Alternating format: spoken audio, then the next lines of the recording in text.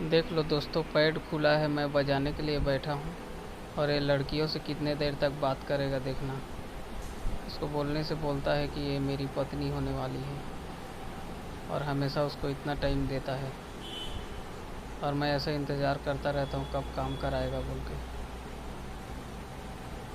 देखो कितना टाइम तक लगे रहेगा ये।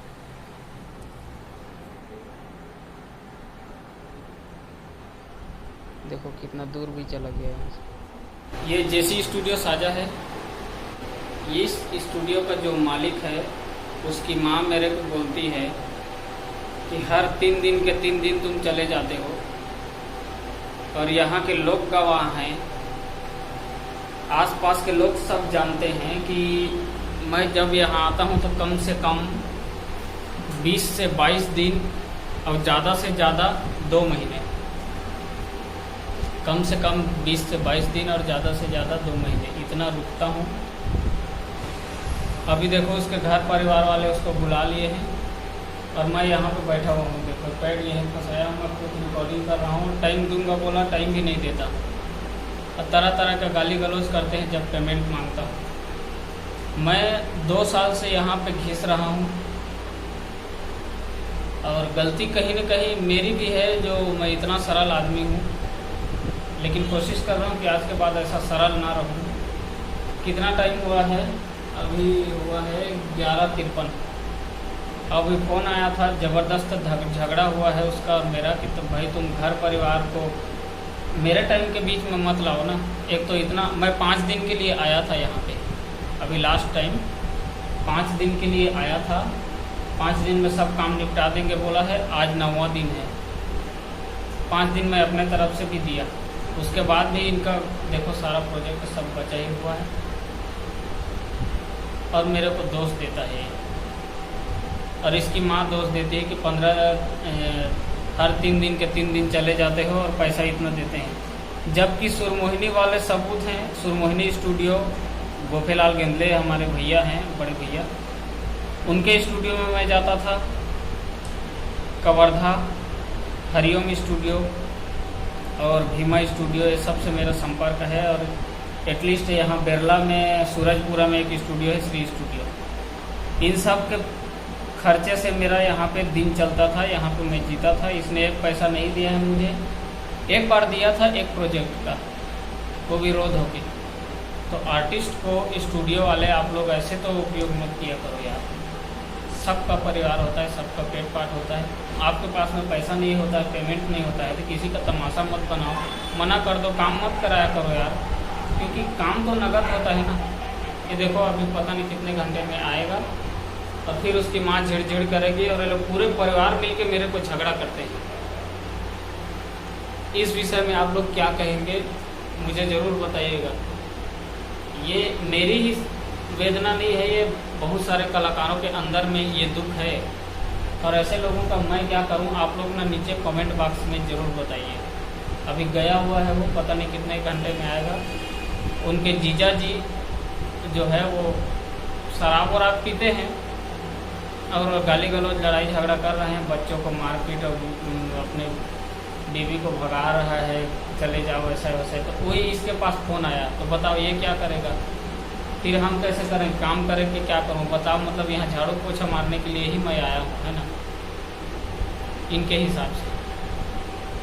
और इसकी माँ बोलती है, एक कॉल रिकॉर्डिंग में बोला है कि तुम्हें मैं पैसे पे खरीदने गई थी, तुम मुझे नहीं गए हो, जबकि उससे मेरा कोई लेना देना नहीं है। अब खुद कॉल रिकॉर्डिंग में सुन लेना। अब मेरा बदले का भावना किसी से नहीं रहता है और ना ही कोई ऐसा विचार होता है कि ये बर्बाद हो जाए या इसकी तरक्की से मैं जलता रहूं, ऐसा कुछ कोई बात नहीं है। बाकी ये जो स्टूडियो की तरक्की आप सब देख रहे हो, सारा चीज़ मैं खुद कराया हूँ यहाँ पे बैठ के।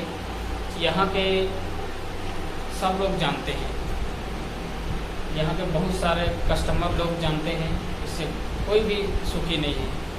हमेशा हर आदमी का काम अटका देना और लड़कियों से बातें करते रहना, यही सब चीज़ करता है ये।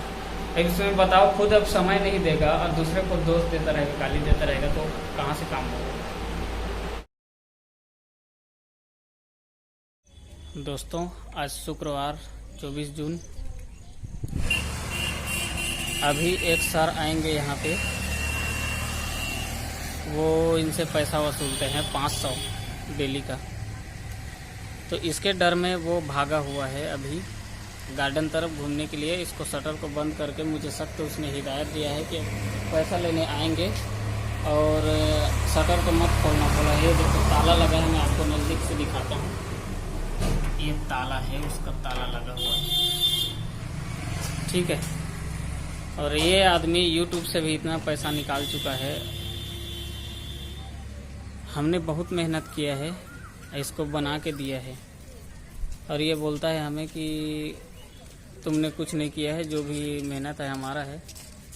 जबकि आप देख सकते हैं इनके YouTube चैनल में जेसी स्टूडियो साजा, जेसी सीजी सॉन्ग, जेसी ब्रदर, पता नहीं क्या क्या चैनल है, बाकी जेसी स्टूडियो साजा और जेसी सीजी सॉन्ग ऐसे सर्च करके देखना। और जो लोग मुझे जानते हैं वो लोग मेरे म्यूजिक और रिदम बनाए हुए को पहचान जाएंगे।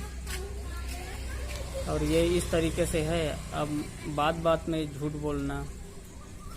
राष्ट्रीय स्टूडियो में जब मैं गया था आज से लगभग 1-1.5 साल पहले, और वहाँ पे वाकया ये हुआ था कि इसको मैं नहीं पहचान रहा था। मैं तो वहाँ पे गया था अपने काम से, और फिर यही मेरे को बोला कि आप मेरे को फ़ोन ऑन किए थे क्या। जब बात चली तो मुझे पूछा, तो मैं बोला हाँ।